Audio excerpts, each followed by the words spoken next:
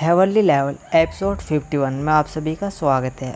मैं आप सभी को बताना चाहता हूँ कि आपके प्यार और सपोर्ट की वजह से हमारे चैनल पर 3500 सब्सक्राइबर कंप्लीट हो चुके हैं।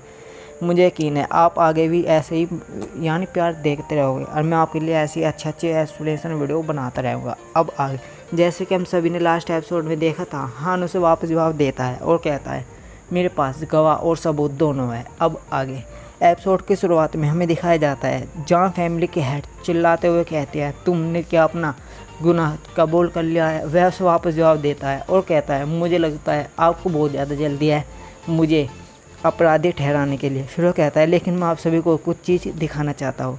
फिर वह ताली बजाता है और हमें दिखाया जाता है वहाँ पर क्रिम्सन लेडी आती है।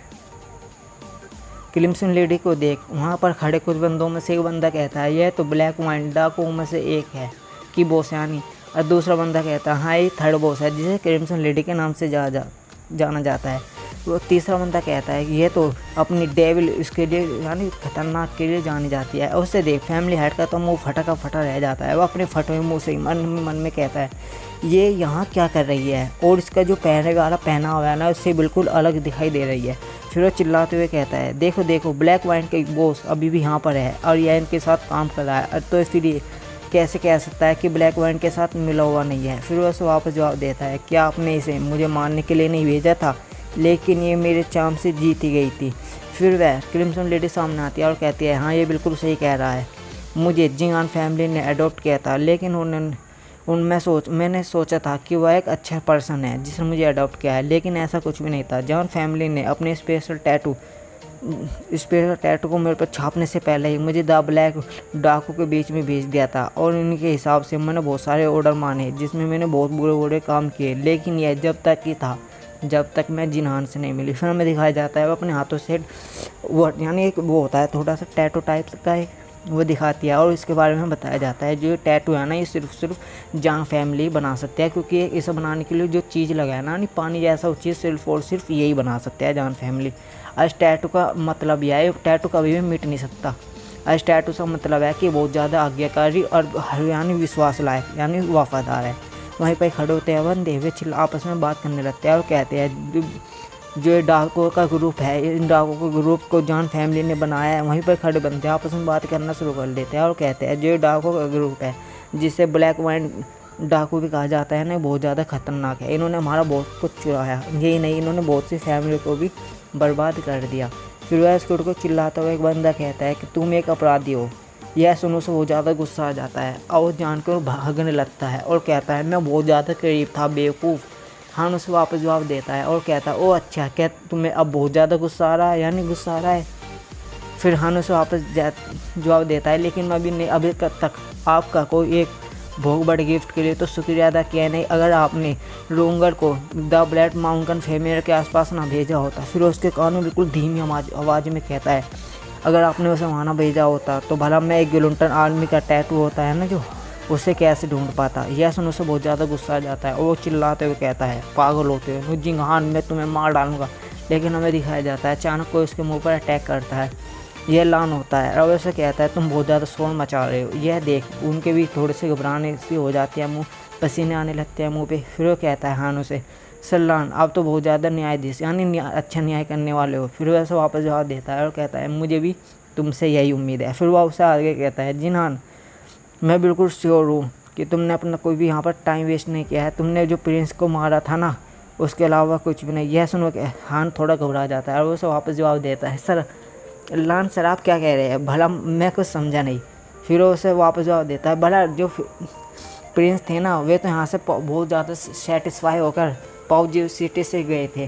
फिर उसे वापस जवाब देता है लान और कहता है बात ये नहीं है, पॉइंट ये है कि तुम यहाँ पर आज मरने वाले हो और तुम भी नहीं जानते कि जब कोई रॉयल कोर्ट के ख़िलाफ़ आता है तो यह उसके लिए बिल्कुल भी अच्छा नहीं होता, चाहे उसके पीछे कोई भी धारासिन खड़ा हो। हमें दिखाया जाता है पास ही बहुत ज़्यादा जानवर उसको भागे आ रहे होते हैं। फिर वह आगे अपनी बात आगे बढ़ाता है और कहता है कि तुम यहाँ पर आज सब के सब मारे जाओगे। फिर वो अपनी बात आगे बढ़ाता है तुम यहाँ पर मारे जाओगे और इसका भुगतान इन फैमिली को कैसे देना है ये मैं बिल्कुल अच्छे से जानता हूँ। हमें उनका सीन दिखाया जाता है, वे बेचारे घबराए हुए होते हैं। फिर हमें दिखाया जाता है बंदों को वहाँ मारा जा रहा होता है और बहुत सारे जो बीस्ट होते हैं ना वे भागे भागे आ रहे होते हैं। फिर हान उसे वापस जवाब देता है और कहता है अच्छा, जो ये बीस्ट की वेव की तुम्हारी वजह से आ रही थी। वह हंसते हुए जवाब देता है वापस और कहता है लेकिन अब इसे रियलाइज़ करने के लिए बहुत ज़्यादा टाइम हो चुका है। अब तुम सब के सब यहाँ पर मारे जाओगे। और हाँ, मैं तुम्हारी जानकारी के लिए बता दूँ, अब तक जो भी लोग यहाँ पर लड़ रहे थे ना, ये हमारा मिशन था जो कि हम तुम्हें यहाँ पर रोक सके।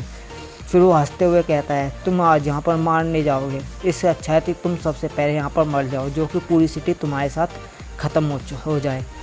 हमें दिखाया जाता है भैया उसने हान के ऊपर हाथ से धरा रखा है। थोड़ा दूर से बंदे आसपास भाग रहे होते हैं। फिर वो कहता है जी हाँ, तुम बहुत स्मार्ट पर्सन हो, यानी आदमी हो बहुत स्मार्ट। अगर तुम चाहो तो मैं तुम्हें चांस दे सकता हूँ। तुम्हें मेरा सबऑर्डिनेट्स बनना होगा, जिससे कि मैं तुम्हारी जान बख्श दूंगा। हान उसका हाथ हटाते हुए कहता है इसकी कोई भी ज़रूरत नहीं है, तुमने अभी दुनिया का नज़रिया देखा ही नहीं है, तुम एक ह्यूमन राइट को बिल्कुल भी नहीं जानते हो। तुम जो कुछ भी करना चाहते हो ऐसा कुछ भी नहीं होने वाला। तुम्हें क्या लगता है मैंने तैयारियां नहीं कर रखी? वह सुनकर कहता है क्या? फिर हमें दिखाया जाता है जो सिटी रोड होते हैं उन्होंने सिटी का मेन गेट होता है ना, वो बंद कर दिया होता है और कह रहे हैं जो भी बीस्ट सिटी के अंदर घुसने की कोशिश करे उसे मार डालो। हमें दिखाया जाता है वो सैनिक उन पर हमला कर रहे होते हैं। फिर हान उसे वापस जवाब देता है और कहता है तुम आज चाहे कुछ भी कर लो, लेकिन तुम अपने मकसद में तैयार हो नहीं पाओगे। फिर वह उसे शैतानी हंसते हुए कहता है तुम सीधे साधे इंसान, तुम बेवकूफ़ हो क्या? तुम इस बात का आइडिया भी नहीं है कि तुम इस टाइम क्या फेस कर रहे हो। फिर वो आगे जवाब देता है ये जो बीस्ट की रेड है इनमें 10,000 बीस्ट है, उनमें में से एक लाइटिंग टाइगर है, एक 5 लेवल का बीस्ट है, यही नहीं वहाँ पर मार्शल किंग की स्ट्रेंथ के बंदे भी है।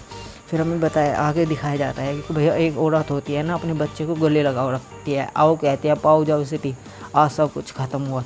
फिर हमें सीन शिफ्ट होता है और हमें लान का सीन दिखाया जाता है। वह अपनी शैतानी हंसते हुए कहता है यह जो भी स्ट्रेंथ है ये तुम्हें मारने के लिए, पूरी तरह से तबाह करने के लिए काफ़ी है, लेकिन मैं भी देखना चाहता हूँ आखिर तुम इसे कैसे संभालोगे। मैं खुद देखना चाहता हूँ कि आखिर तुम अपनी ज़िंदगी बचाने के लिए कब तक स्ट्रगल करते हो, मुझे उम्मीद है।